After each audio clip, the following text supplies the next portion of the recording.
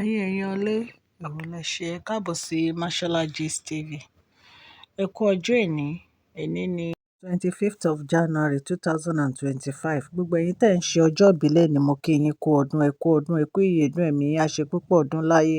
Èèyàn ilé, èyí tí a gbọ́ ní ààfin bàbá wa Adéyẹyè Ògúnwùsì Ẹniìtàn Ọ̀jájá kejì òun ni wípé àǹtí wa wọ́n ní wọ́n ń bínú, wọ́n faraya wípé àwọn ò ní gbà láti jẹ́ kí Queen Naomi àti kábíyèsí kan padà pọ̀. Wípé àwọn fún Queen Naomi ní ìgbà díẹ̀ láti ní àwọn yọ̀ǹda bàbá wa kí wọ́n máa lọ láyọ̀ àtàlàáfíà. Nǹkan tá a gbọ́ nìyẹn. Ẹ rí i pé èyí lágbára. Bẹ́ẹ̀ náà dẹ̀ ni a tún gbọ́ ọ̀rọ̀ tí bàbá Queen Naomi sọ. Wípé àwọn ní láti gba Queen Naomi ní ìmọ̀ràn lórí bí wọ́n ṣe ń lọ gbé ọ̀dọ̀ màmá wọn ní Àkúrẹ́. Wípé àwọn fẹ́ kí wọ́n dúró sí ọ̀dọ̀ ọkọ wọn, kán máa gbé ọ̀dọ̀ ọkọ wọn. Nǹkan tí a gbọ́ tí wọ́n ní bàbá wọn sọ nìyẹn, ẹ̀yin èèyàn ilé.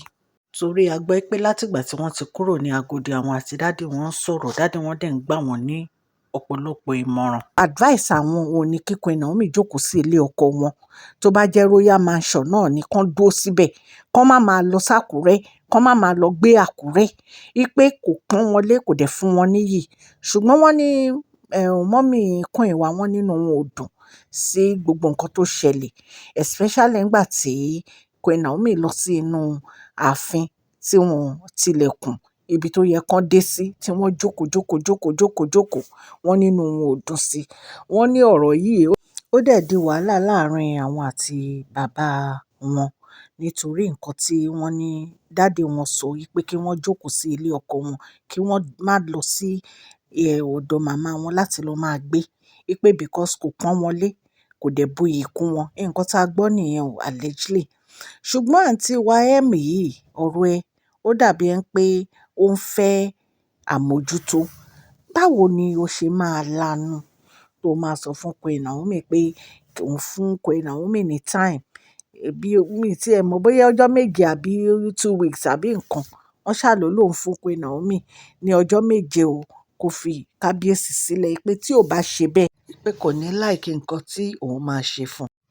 Ẹ̀yin náà mọ̀ wípé mo mú gist kan wá fún yín lánàá tí mo sọ fún yín pé kábíyèsí bá Queen Naomi sọ̀rọ̀ lórí ọ̀rọ̀ àwọn ìyàwó tí wọ́n ń fẹ́ tó rọ̀ mọ́ ìtẹ́ yìí.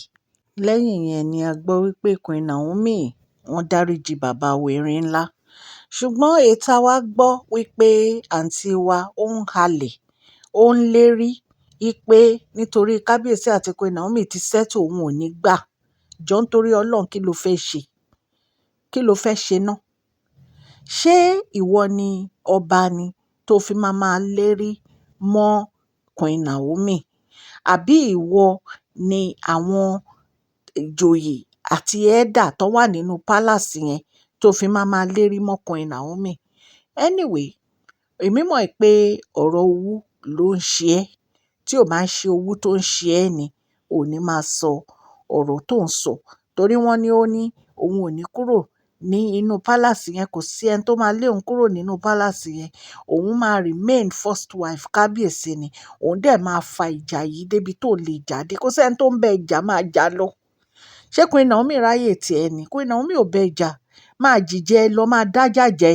Ibi tó bá máa dá ìjẹ jáde, wàá bá rẹ níbi tó bá yẹ kó ti bá rẹ. Ẹ̀yin èèyàn ilé, nǹkan tí ó ṣe kókó, tó ṣe dandan, tó ṣe pàtàkì fáwa òun ní kí kábíyèsí àti Queen Naomi kan padà gẹ́gẹ́ bí ìyàwó àtọkọ. Nǹkan tí gbogbo wa ń fẹ́ nìyẹn. Àdúrà tá dẹ̀ ń gbà òun náà ni pé kí bàbá Erin ńlá kó gba ìyàwó wọn padà, kó jọ máa gbé ní ìrẹ́pọ̀. A dẹ̀ ti rí i pé bàbá Queen Naomi ti support kábíyèsí àti Queen Naomi.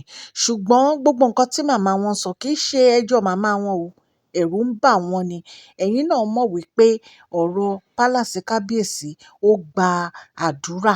Nítorí wípé gbogbo ìgbà tí Queen Naomi ń lọ bẹ̀, oríṣiríṣi ni àwọn sisi gbogbo yìí ń ṣe. Ẹ̀yin náà rántí ìgbà tí a sọ fún yín wípé Queen Naomi wọ́n wà ní inú palace. Tọ́ dẹ̀ ní pé wọ́n lọ ṣe àwọn nǹkan kan sí inú palace yẹn wípé Ọlọ́run Elédùmarè òun ló yọ Queen Naomi. Gbogbo bí wọ́n ṣe ń mú bàtà wọn, tí wọ́n mú bàtà ọmọ wọn, tí wọ́n máṣọ, tí wọ́n ṣe bí inú palace ni Queen Naomi wà nígbà yẹn. Ọlọ́run Elédùmarè ló yọ Queen Naomi. Àwọn nǹkan tí màmá wọn káyà sókè fún ni wípé kò sí security fún Queen Naomi tó ní inú palace kábíyèsí. Ṣùgbọ́n Ọlọ́run tó ń ṣọ́ Queen Naomi látijọ́ yìí tó ń dáàbò bò wọ́n, á túbọ̀ máa dáàbò bò wọ́n.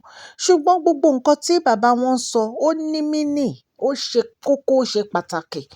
Nǹkan tó dẹ̀ fi ṣe kókó tó fi ṣe pàtàkì ni pé ilé ọkọ ọmọ ẹni ni ọmọ ẹni ń gbé. Àwọn Yorùbá náà ń sọ bẹ́ẹ̀.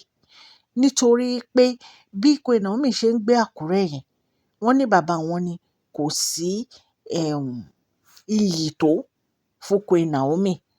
Ìtorí ẹ̀ ni àwọn fi ní kì í ṣe dandan ni kán gbé palace náà, kán lọ máa gbé royal mansion. Ilé ọkọ wọn ni royal mansion, ilé ọmọ wọn ni royal mansion, kán lọ máa gbé bẹ̀. Tí kábíyèsí bá fẹ́ rí wọn, wọ́n á wá. Tán bá dẹ̀ ń ṣe nǹkan nínú palace, tí bàbá wa Erinlá bá fẹ́ kó wá, wọ́n á wá. Bàbá wa Erinlá ló máa mọ bó ṣe máa ṣe tó jẹ́ pé àwọn olórí wọn ní máa yọjú kiri. So Ọlọ́run Elédùmarè á wà pẹ̀lú kábíyèsí àti Queen Naomi. Ọlọ́run á dẹ̀ bá wọn ja ìjà yìí tán. Nítorí pé Ọlọ́run ló ń bá ẹ̀já jà. Ìjà ẹ̀ a lè dájà. Ìjà ara wa a lè gbèjà ara wa. Ọlọ́run nìkan lọ́ba tó lè gbèjà wa. Ẹ̀yin èèyàn lé, ìtorí ẹ̀ ni a fi ń sọ fún Queen Naomi. Màmá sọ lójoojúmọ́ kó padà sí royal mansion, kó lọ wà ní royal mansion. Torí gbogbo wa náà la fẹ́ ìfọ̀kànbalẹ̀ fún wọn. So nǹkan tá a gbọ́ tó ń ṣẹlẹ̀ ní inú palace bàbá wa Erinlá nìyẹn. Mo ní kí n fún yín ní update ni. Ọlọ́run Elédùmarè á wà pẹ̀lú gbogbo etí tó ń gbọ́ mi o. Ẹ kú Saturday èní. Á sàn yín sówó, á sàn yín sọ́mọ, á sàn yín sálàáfíà. Mo nífẹ̀ẹ́ gbogbo yín. À ń gbáradì fún April 15 fún prize giveaway. Ẹ máa fi ojú sọ́nà. Mo dúpẹ́ lọ́wọ́ gbogbo etí tó ń gbọ́ mi. Orúkọ mi ni Máṣọ́lá Yorùbá ni à ń sọ lórí ìkànnì yìí.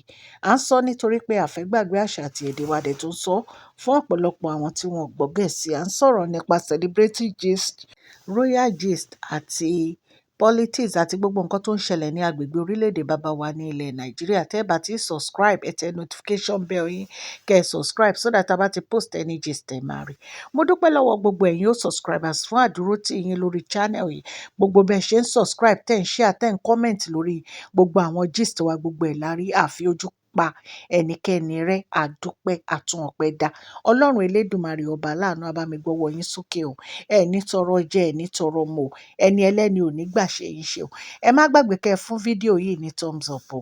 Please share this video, like and subscribe. God bless you. Mashola Gist TV ń kí yín o.